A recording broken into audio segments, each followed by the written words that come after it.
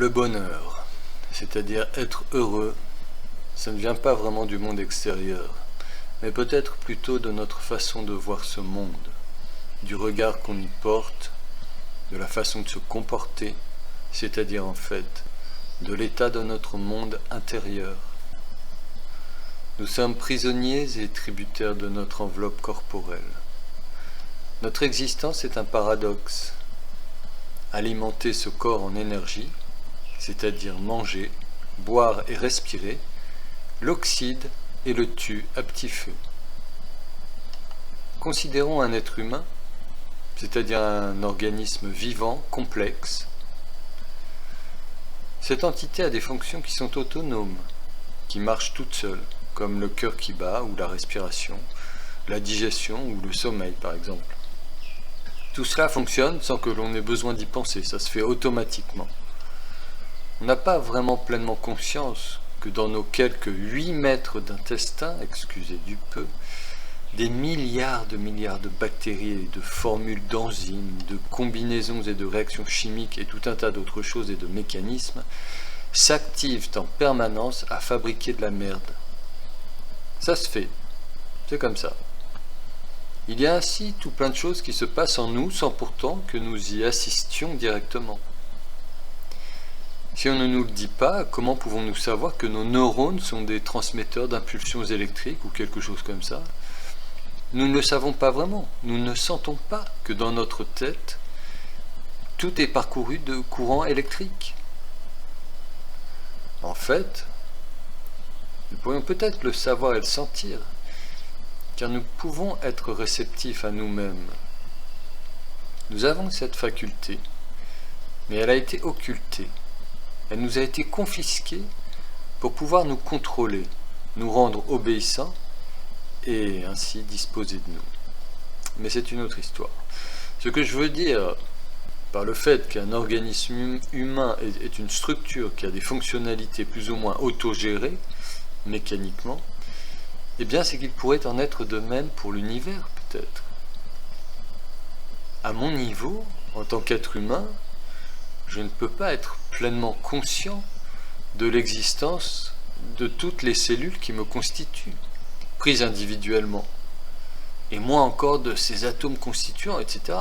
Eh bien, à l'échelle de l'univers, comme pour un organisme, un être humain pourrait être perçu comme une poussière d'atomes, ou quelque chose comme ça. Peut-être. En fait, ça dépend de la taille de l'univers. Plus un organisme est grand et complexe, et moins il est en relation directe et consciente avec ce qui le constitue. Mais là encore, il doit sûrement y avoir des modes de sensation qui nous échappent, car il est évident que nous possédons des niveaux de perception que nous n'activons pas dans la vie ordinaire. Des pratiquants d'arts martiaux sont capables d'activer ces fonctions cachées, certaines d'entre elles, certains d'entre eux. Tout est en effet déjà là, sous forme de potentiel, peut-être. Tout n'est qu'une question de champ de perception. Car en fait, comment peut-on déterminer ce que c'est vraiment que la réalité? Nous sommes peut-être une sorte d'interface entre différents plans de réalité qui coexistent en même temps, superposés, et qui peuvent avoir des interactions ponctuellement, par endroits, en des circonstances spéciales. Ainsi, ce que nous faisons dans ce plan de réalité, c'est soit apprendre, soit régresser. On pourrait presque dire que nous évoluons dans un jeu vidéo, mais réel. Réel ici, pour nous ici, mais virtuel vu d'un autre plan. Tout comme d'autres plans nous semblent virtuels vus d'ici, voire même inexistants, impossibles ou irrationnels.